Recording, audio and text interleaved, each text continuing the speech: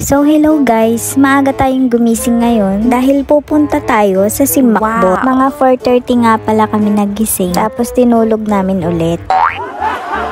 Pagkatapos ko na ngang nag-ayos, inayos ko na muna tong higaan namin. Habang yung kasama ko naman, inaayos yung mga idadala namin.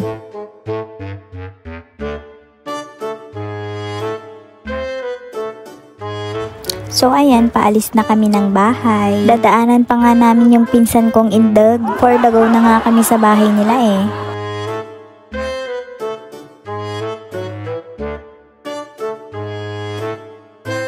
Andito na nga pala kami sa tapat ng bahay nila. Ito nga pala yung isa kong pinsan na kasama namin pupunta sa Simbakbot. Kasama yung baby niya. Gusto nga ding sumama ng inang ko kaso wala siyang sasakyan. Kaya't napaingarod ko makanukit 4 wheels.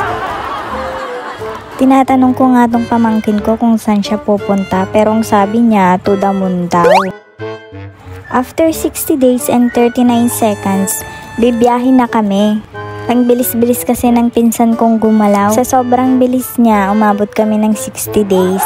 Oh my God, I can help it. Sa sobrang inip ko na nga ay napapa-English na din ako dito. Hey, where's the road? The road is straightening and crumbling from the mountain to the sea. Pati nga tong pamangkin ko napapachupapi mo niyan yun na. So here we go guys, we're in the road trip and we're enjoying the trip by trip. Malapit na nga din kami sa katotohanang hindi ka na niya mahal. Oo, joke ko lang nga dyan, sangit ka maning.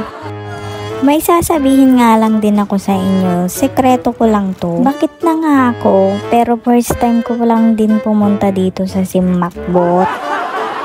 Last year ko pa lang din pinaplano na pumunta dito, kaso puro sketching lang. Oo guys, sketching, wag ng drawing. Agasin mo yun, last year pa, ngayon lang natuloy. Pero okay lang guys, okay lang. Basta natuloy din. Wow. At least tao na kon.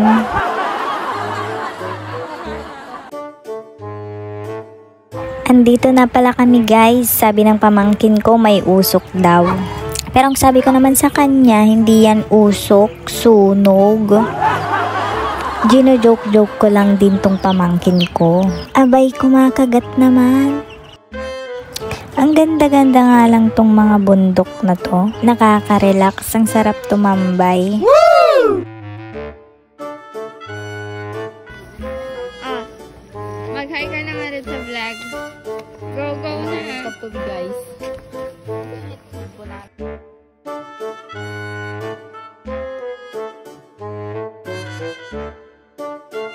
Magpapainit na nga kami ng tubig dahil dito na din kami magkakape. Ang ganda lang din kasi ng vibe dito guys. Kaya pala madaming pumupunta dito. Hala, ni auntie mo.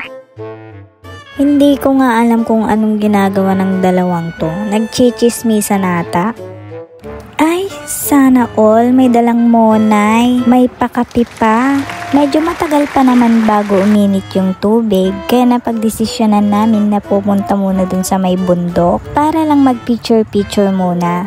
Iniwan na nga muna namin dun yung jusawa ko para siya muna yung magbantay dun sa pinapainit naming tubig. Tiga pati ka bo video yun, tikitain nyo ah. Hindi na kami mabubuhay. Alain naman ang pinag-uugutan mo ay kang? Mundo nga. Diba? Ang laki-laki tao.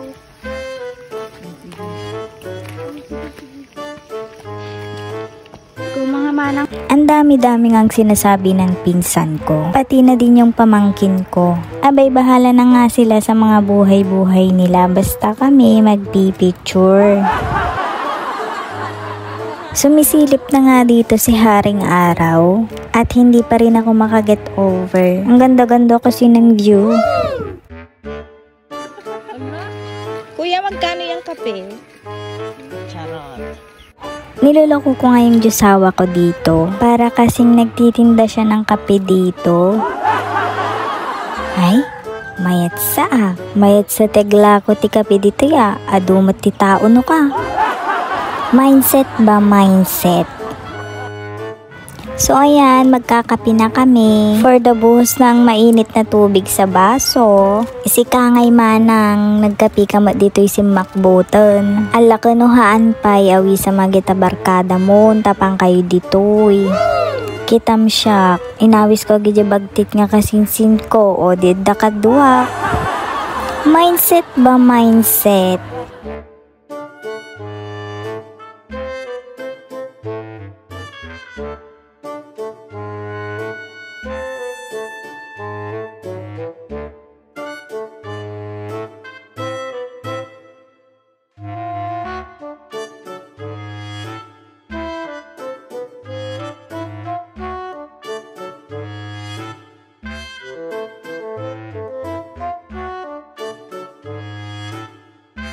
Sermonan mo si mama mo. Sige. Si Ekang. Ekang, picture, puro ka picture. Bilis. Sabi mo Ala kayo kitain nyo man antiyo dito inyo ag-picture ka na isuna tapno makita na ni asawa na. Kasano tinalawan da na panja abroad may ilaw ka no tatta.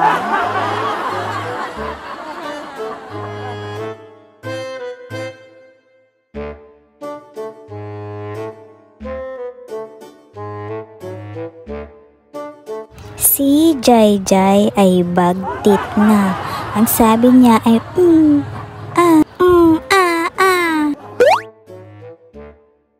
Si Cheska ay baby pa. Ang sabi niya ay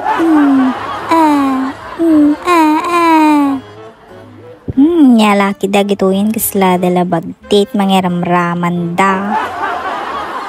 Kasta, iso amin date na hanggang ito lang ati voice over ko. Boyain niya latag ito yung sumaro mga videos na. Thank you! Quezon City!